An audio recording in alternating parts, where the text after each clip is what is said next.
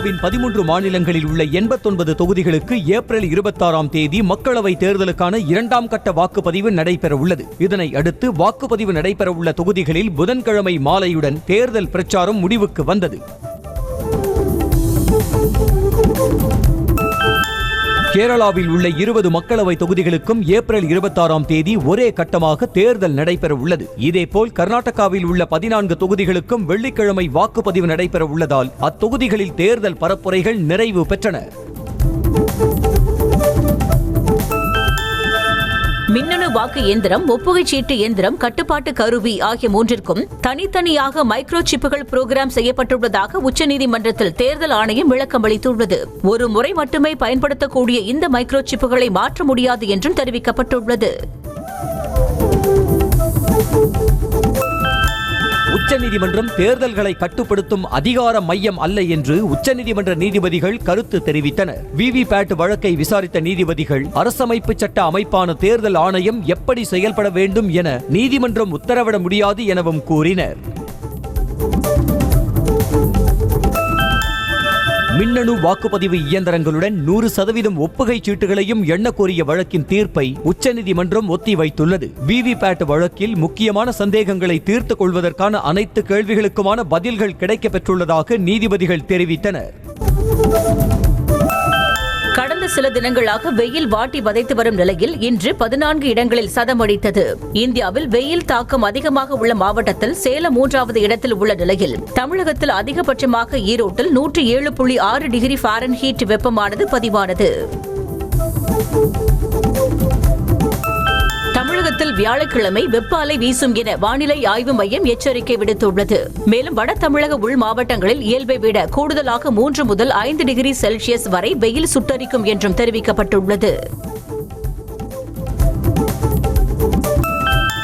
இந்தியாவிலேயே அதிக வெப்பம் பதிவான இடங்களில் சேலம் மாநகரம் 3வது இடத்தை பிடித்திருக்கிறது. கடந்த செவ்வாயன்று சேலத்தில் 108.14 டிகிரி ஃபாரன்ஹீட் வெப்பம் பதிவானதாக வானிலை ஆய்வு மையம் தகவல் தெரிவித்துள்ளது. ஆந்திராவின் ராயலசீமா 110.3 டிகிரி ஃபாரன்ஹீட்டுடன் முதலிடம் பிடித்தது.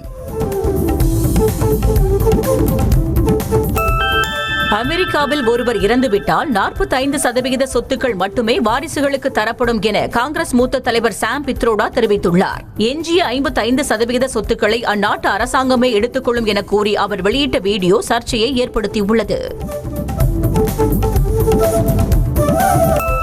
மரணத்திற்கு பின்னும் மக்கள் சொத்துக்களை வரி எனும் பெயரில் அபகரிக்க காங்கிரஸ் முயல்வதாக பிரதமர் மோடி குற்றம் சாட்டியுள்ளார். காங்கிரஸ் மூத்த தலைவர் சாம் பிட்ரோடா பேச்சை சுட்டிக்காட்டி பிரதமர் மோடி இவ்வாறு தெரிவித்துள்ளார். ஒருவரின் மரணத்திற்கு பிறகு அவரது 55% சொத்துக்களை அரசே எடுத்துக்கொள்ளும் என்று அமெரிக்காவை பற்றி மட்டுமே தான் கூறியதாக காங்கிரஸ் மூத்த தலைவர் சாம் பித்ரோடா விளக்கமளித்துள்ளார். தனது பேச்சை வைத்து பாஜகவினர் தேவையற்ற குழப்பங்களை ஏற்படுத்துவதாக அவர் புகார் தெரிவித்துள்ளார். பிரதமர் மோடி தனது நண்பர்களுக்கு 16 லட்சம் கோடி ரூபாயை வாரி கொடுத்திருப்பதாக ராகுல் காந்தி குற்றம் சாட்டியுள்ளார். மத்தியில் காங்கிரஸ் ஆட்சிக்கு வந்தால் சொத்துக்களை பறித்து 90% இந்தியர்களுக்கு பகிர்ந்தளிப்போம் என்றும் அதிரடியாக அவர் தெரிவித்துள்ளார். காங்கிரஸ் மத அடிப்படையில் இடஒதுக்கீடு அளிக்க முயல்வதாக பிரதமர் மோடி குற்றம் சாட்டியுள்ளார். பட்டியல் இனத்தவர்கள் பழங்குடியினருக்கான இடஒதுக்கீட்டை ரத்து செய்யவும் காங்கிரஸ் திட்டமிட்டுள்ளதாகவும் அவர் காட்டமாக கூறினார். பிரதமர் நரேந்திர மோடி 3ஆம் தர அரசியல்வாதி போன்று நடந்து கொள்வதாக காங்கிரஸ் தேசிய தலைவர் மல்லிகார்ஜுன கார்கே விமர்சித்துள்ளார். இந்த நாட்டின் வரலாற்றை படைத்து நாட்டை ஒற்றுமையாக வைத்திருப்பது எப்படி என்பதை பிரதமர் மோடி கற்றுக்கொள்ள வேண்டும் என அவர் தெரிவித்துள்ளார். மகாராஷ்டிரா மாநிலத்தில் தேர்தல் பிரச்சார மேடையில் மத்திய அமைச்சர் நிதின் கட்கரி திடீரென மயங்கி விழுந்ததால் பரபரப்பு ஏற்பட்டது. உடனடியாக முதலுதவி சிகிச்சை அளிக்கப்பட்டதால் தற்போது உடல்நிலை சீராக உள்ளதாக தகவல் வெளியாகியுள்ளது. கடந்த 5 ஆண்டுகளில் ஏழைகளுக்கு 1 லட்சத்திற்கும் அதிகமான வீடுகளை கட்டிக் கொடுத்துள்ளதாக மத்திய அமைச்சர் ஸ்மிருதி இரானி தெரிவித்தார். உத்தரப்பிரதேசம் அமேதி தொகுதியில் பாஜக சார்பில் போட்டியிடும் அவர் தொகுதியில் தீவிர வாக்கு சேகரிப்பில் ஈடுபட்டு வருகிறார். தனக்கு எதிராக கருத்து சொல்பவர்களை கொலை செய்யவோ அல்லது சிறையில் தள்ளவோ பாஜக முயல்வதாக மேற்குவங்க முதலமைச்சர் மமதா பானர்ஜி குற்றம் சாட்டியுள்ளார். தேர்தல் பிரச்சார கூட்டத்தில் பேசிய அவர், தேர்தல் வெற்றி பெறுவோம் என கூறும் பாஜக ஏன் எதிர்க்கட்சி தலைவர்களை மிரட்டுகிறது என கேள்வி எழுப்பினார். மேற்கு வங்கத்தில் திரிணாமுல் காங்கிரஸ் வேட்பாளர் மகுவா மொய்த்ரா பொதுமக்களுடன் நடனமாடி வாக்கு சேகரித்தார். மக்களவைத் தேர்தலையொட்டி தீவிர பரப்புரையில் ஈடுபட்டு வரும் அவர் பிரச்சாரத்தின் போது மக்களுடன் இணைந்து உற்சாகமாக நடனமாடினார். டிஎன்பிஎஸ்சி தேர்வு நடைமுறையில் சில மாற்றங்கள் செய்து திருத்தப்பட்ட ஆண்டு அட்டவணையை ஆணையம் வெளியிட்டுள்ளது. அதன்படி குரூப் 2 தேர்வுக்கு இனி நேர்முக தேர்வு நடைபெறாது என்பதோடு குரூப் 2 காலி பணியிடங்கள் 2030 உயர்த்தப்பட்டுள்ளதாகவும் குரூப் 2A ஆப்ஜெக்டிவ் டைப் தேர்வு இனி நடைபெறும் என்றும் அறிவித்துள்ளது. உச்சநீதிமன்றம் குட்டுமேல் குட்டு வைத்ததால் பாபா ராம்தேவின் பதஞ்சலி நிறுவனம் நாளிதழில் பெரிய அளவில் மன்னிப்பு கடிதம் வெளியிட்டுள்ளது. கண்ணுக்கு தெரியாத அளவில் மன்னிப்பா என நீதிமன்றம் கண்டனம் தெரிவித்ததை அடுத்து கால்பக்க அளவில் விளம்பரம் வெளியாகியுள்ளது. விமானங்களில் பெற்றோருக்கு அருகிலேயே குழந்தைகளுக்கும் சீட் ஒதுக்க வேண்டும் என விமான நிறுவனங்களுக்கு மத்திய சிவில் விமான போக்குவரத்து இயக்குநரகம் உத்தரவிட்டுள்ளது. விமான பயணத்தின் போது குழந்தைகள் தங்கள் பெற்றோருடன் அமர முடியாமல் போவதாக பயணிகள் அளித்த புகாருக்கு நடவடிக்கை மேற்கொள்ளப்பட்டுள்ளது. திருப்பூர் மாவட்டம் உடுமலை அருகே 9-6 சோதனை சாவடியில் வாகனங்களுக்கு கிருமி நாசினி தெளிக்கப்பட்டது. கேரளாவில் பறவை காய்ச்சல் பரவலை அடுத்து முன்னெச்சரிக்கை நடவடிக்கையாக இரு மாநில எல்லையோர பகுதிகளில் கண்காணிப்பு தீவிரப்படுத்தப்பட்டுள்ளது.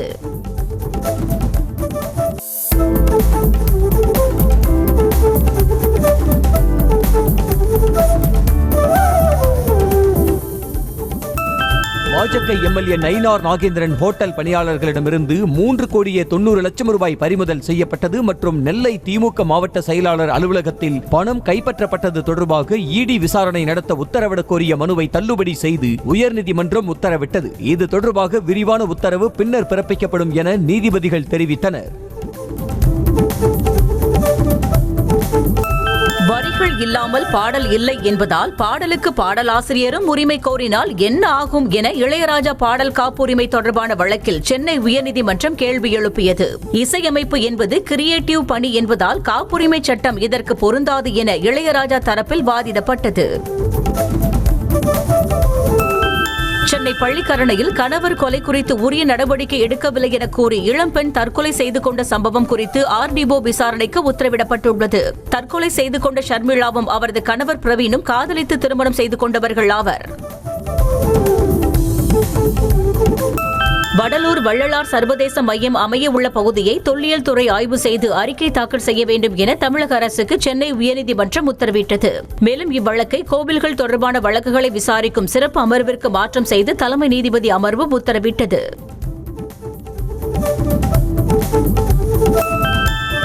கடலூர் மாவட்டம் ஸ்ரீமுஷ்ணத்தில் தேர்தல் நாளன்று ஏற்பட்ட மோதலில் பெண் உயிரிழந்த வழக்கில் கோவில் திருவிழா முன்விரோதம் காரணமாகவே மோதல் நடந்ததாக போலீசார் விளக்கமளித்தனர். மேலும் இளம்பெண்ணை கிண்டல் செய்ததால் ஏற்பட்ட தகராறை தடுக்க முயன்றபோது கீழே விழுந்ததில்தான் கோமதி உயிரிழந்ததாகவும் தெரிவிக்கப்பட்டது. சிவகங்கை மாவட்டம் காரைக்குடியில் காவல் சார்பு ஆய்வாளர் தன்னை கர்ப்பமாக்கிவிட்டு ஏமாற்றியதாக கூறி காவல் நிலையம் அருகே சாலையில் அமர்ந்து இளம்பெண் போராட்டத்தில் ஈடுபட்டார். அப்போது காவல் நிலையத்திற்குள் வந்து பேசுமாறு பெண்ணின் காலில் விழுந்து போலீசார் சமாதான பேச்சுவார்த்தை நடத்தினர். சென்னையில் ஆபரண தங்கத்தின் விலை சவரனுக்கு 240 ரூபாய் அதிகரித்து 53,840 ரூபாய்க்கு விற்பனை செய்யப்படுகிறது. இதேபோல் கிராமுக்கு 30 ரூபாய் அதிகரித்து 6,730 ரூபாய்க்கு விற்பனை செய்யப்படுகிறது. வெள்ளி விலையில் மாற்றமின்றி 1 கிராம் 86 ரூபாய் 50 பைசாவுக்கு விற்கப்படுகிறது. ஆருத்ரா மோசடி வழக்கில் கைது செய்யப்பட்ட திருவள்ளூர் கிளை இயக்குநர் சசிகுமார் ஜாமீன் கோரிய மனு குறித்து சிபிசிஐடி பதிலளிக்க சென்னை உயர்நீதிமன்றம் உத்தரவிட்டுள்ளது.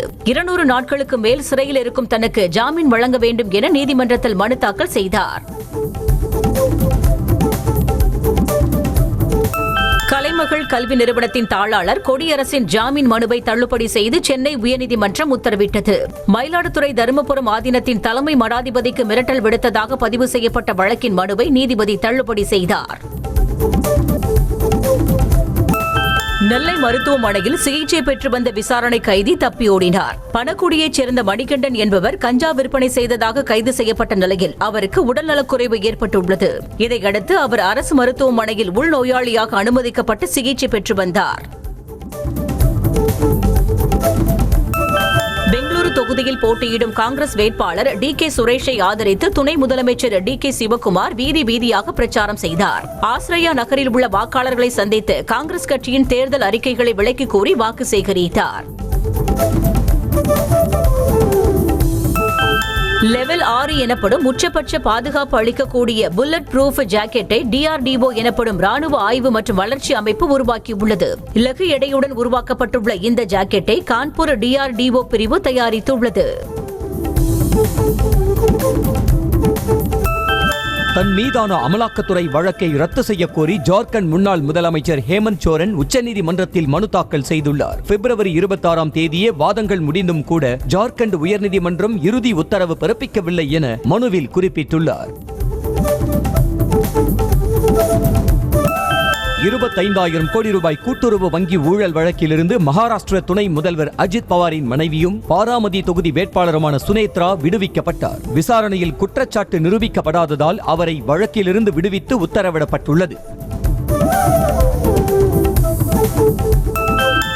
உத்தரப்பிரதேச மாநில மதுராவில் பாஜக வேட்பாளர் ஹேமா மாலினி வாகன பேரணி சென்று பிரச்சாரம் மேற்கொண்டார். அப்போது வெயிலின் தாக்கம் அதிகமாக இருந்ததால் சேலையை குடையாக மாற்றிக்கொண்டு தீவிர வாக்கு சேகரிப்பில் ஈடுபட்டார்.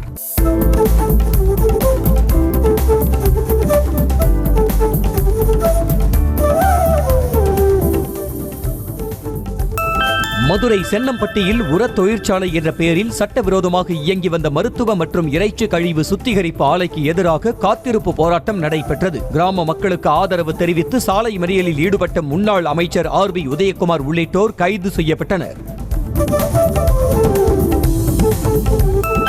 தேர்தல் விதிமுறைகளை மீறி வெறுப்பு பிரச்சாரத்தில் ஈடுபட்டு வருவதாக பிரதமர் மோடிக்கு எதிராக சென்னை நுங்கம்பாக்கம் காவல் நிலையத்தில் மார்க்சிஸ்ட் கம்யூனிஸ்ட் கட்சி புகார் அளித்துள்ளது. முன்னதாக பிரதமர் மோடியை கண்டித்து வள்ளுவர் கோட்டம் அருகே CPM கட்சியினர் கண்டன ஆர்ப்பாட்டம் நடத்தினர். கோவை மாவட்டத்தில் உள்ள வெள்ளியங்கிரி மலையேறும் பக்தர்களை கண்காணிக்க ட்ரோன்கள் ஏற்பாடு செய்யப்பட்டுள்ளன. கடும் வெயில் காரணமாக காட்டுத்தீ ஏற்படுவதை முன்கூட்டியே கண்காணிக்கவும் நடவடிக்கை மேற்கொள்ளப்பட்டுள்ளது.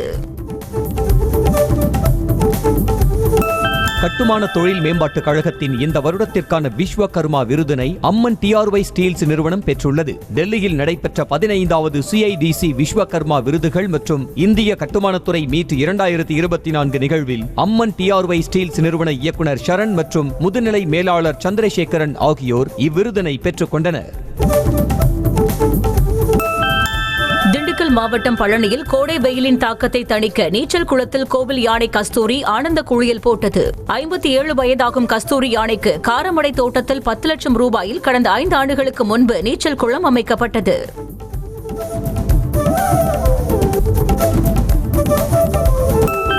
தஞ்சை மாவட்டம் அண்டக்குடி உள்ளிட்ட பகுதியில் மும்முனை மின்சாரம் சரியாக வழங்காததால் 1000 ஏக்கரில் சாகுபடி செய்யப்பட்ட பயிர்கள் கருகும் நிலை ஏற்பட்டுள்ளதாக விவசாயிகள் கவலை தெரிவிக்கின்றனர். முறையாக மின்சாரம் வழங்க நடவடிக்கை எடுக்க வேண்டும் என அப்பகுதி விவசாயிகள் கோரிக்கை விடுக்கின்றனர்.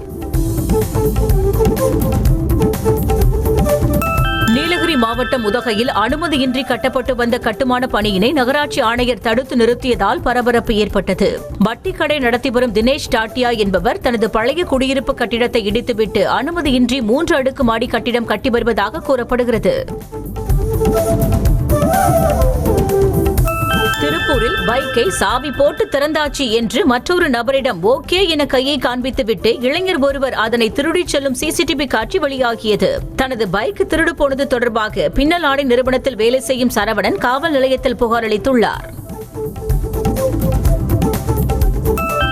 ஈரோடு பேருந்து நிலையத்தில் உள்ள வணிக வளாகத்தில் செயல்படும் கடைகளுக்கு முன்பு ஆக்கிரமித்து கட்டப்பட்ட சுவர்களை மாநகராட்சி அதிகாரிகள் இடித்தனர். பொதுமக்களுக்கு இடையூறு ஏற்படுத்தும் வகையில் கடைகளுக்கு முன்பு ஆக்கிரமிப்பு செய்யப்பட்டுள்ளதாக வந்த புகாரின் பேரில் அதிகாரிகள் நடவடிக்கை மேற்கொண்டனர்.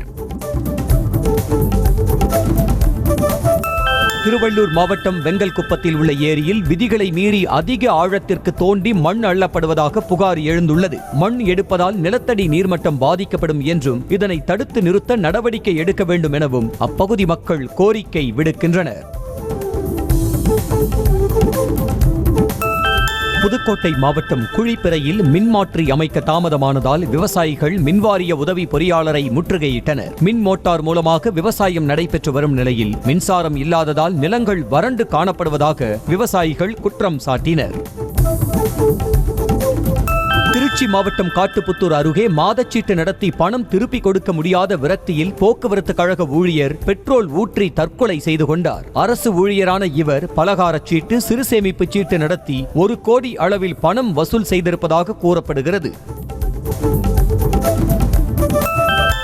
நாகை மாவட்டம் வேதாரண்யம் பகுதியில் வெயிலின் தாக்கம் அதிகரிப்பின் காரணமாக உப்பு உற்பத்தியில் தொழிலாளர் மும்முரமாக ஈடுபட்டுள்ளனர். ஆயிரக்கணக்கான ஏக்கரில் வெள்ளை கம்பளம் விரித்தது போல் உப்பு கிடப்பதும் ஆங்காங்கே குவியல் குவியலாக கொட்டி வைக்கப்பட்டிருப்பதும் கண்கொள்ளா காட்சியாக உள்ளது.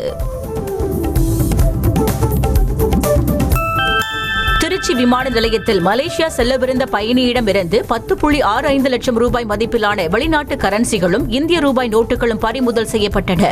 திருச்சி விமான நிலையத்தில் இருந்து ஏர் ஏசியா விமானம் மூலம் மலேசியா தலைநகர் கோலாலம்பூர் செல்லவிருந்த பயணிகளை சுங்கத்துறை வான் நுண்ணறிவு பிரிவு அதிகாரிகள் சோதனையிட்டனர். அப்போது சந்தேகத்திற்கிடமாக தென்பட்ட பயணி ஒருவரை சோதனையிட்ட போது 6000 அமெரிக்க டாலர்கள், 1100 மலேசியன் ரிங்கெட்டுகள் மற்றும் 5,50,000 ரூபாய் இந்திய ரூபாய் நோட்டுகளும் வைத்திருந்தது தெரியவந்தது.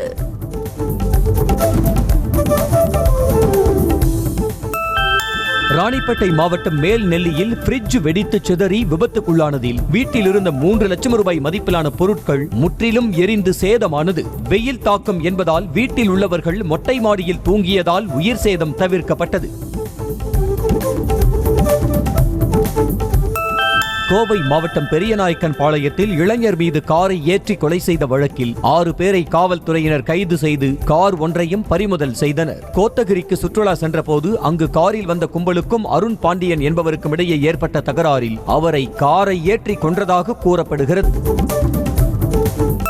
பிரதமர் மோடி இஸ்லாமியர்கள் என்று சொல்லவில்லை, ஊடுருவல்காரர்கள் என்றுதான் குறிப்பிட்டார் என பாஜக மாநில துணைத் தலைவர் கருநாகராஜன் தெரிவித்தார். மேலும் மோடி மீண்டும் பிரதமராவதை பொறுத்துக் கொள்ளாத எதிர்க்கட்சிகள் வெறுப்பு பேச்சு பேசுவதாக கூறினார்.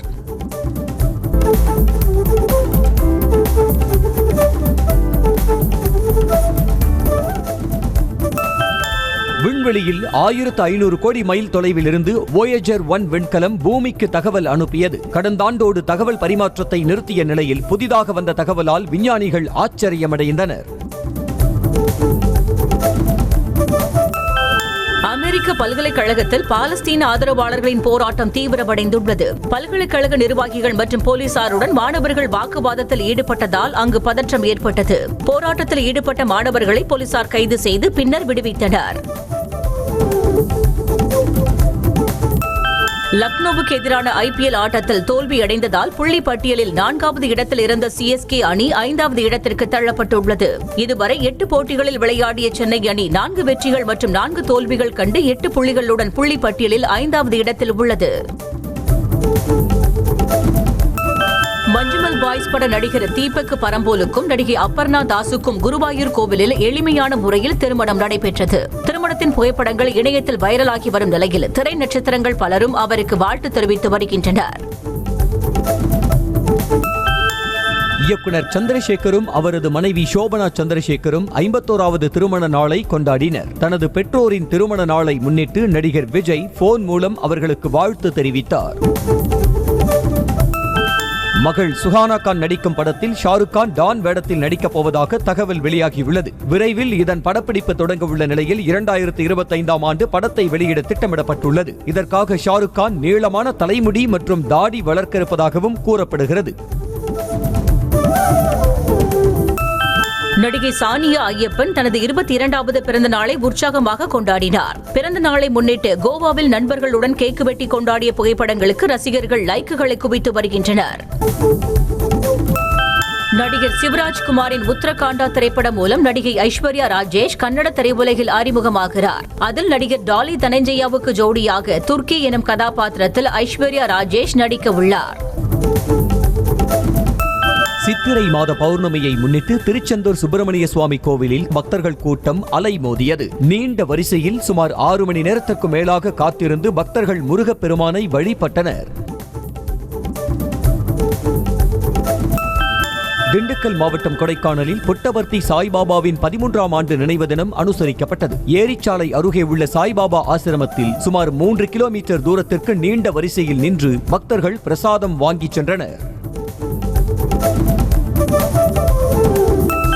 அச்சிறுபாக்கத்தில் இளங்கிளி அம்மன் கோவில் சித்திரை பிரம்மோற்சவ விழா விமரிசையாக நடைபெற்றது. 11ஆம் நாள் நிகழ்வில் இளங்கிளி அம்மன் மலர்களால் அலங்கரிக்கப்பட்டு ஊர்வலமாக வந்து பக்தர்களுக்கு அருள் பாலித்தார். இதில் ஏராளமான பக்தர்கள் பங்கேற்று அரோகரா கோஷத்துடன் அம்மனை வழிபட்டனர்.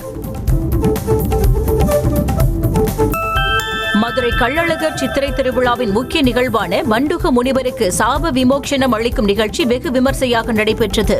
நம்மாழ்வார் திருமொழி பாடல் பாடப்பட்டு நடைபெற்ற சாப விமோசனம் வழங்கும் நிகழ்ச்சியில் ஏராளமான பக்தர்கள் கலந்து கொண்டு சுவாமி தரிசனம் செய்தனர்.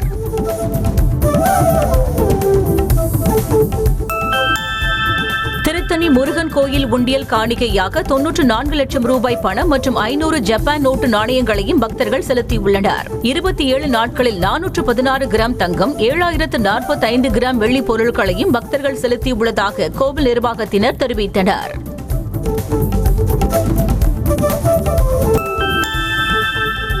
கள்ளக்குறிச்சி மாவட்டம் கூபாகம் கூத்தாண்டவர் கோவில் திருவிழாவில் தாலி துறக்கும் நிகழ்வு விமர்சையாக நடைபெற்றது.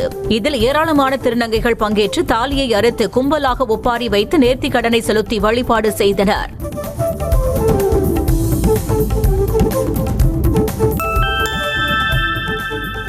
புதுக்கோட்டை அருகே பெருங்களூர் பிடாரியம்மன் கோவில் சித்திரை திருவிழாவையொட்டி மது எடுப்பு விழா கோலாகலமாக நடைபெற்றது. இதில் பெண்கள் தென்னம்பாலைகள் மற்றும் மலர்களால் அலங்கரிக்கப்பட்ட மது குடங்களை சுமந்து ஊர்வலம் சென்றனர். கும்மி அடித்தும் நடனமாடியும் பிடாரியம்மனை பெண்கள் வழிபட்டனர். செய்திகளை உடனுக்குடனும் துல்லியமாகவும் தெரிந்து கொள்ள சப்ஸ்கிரைப் பண்ணுங்க.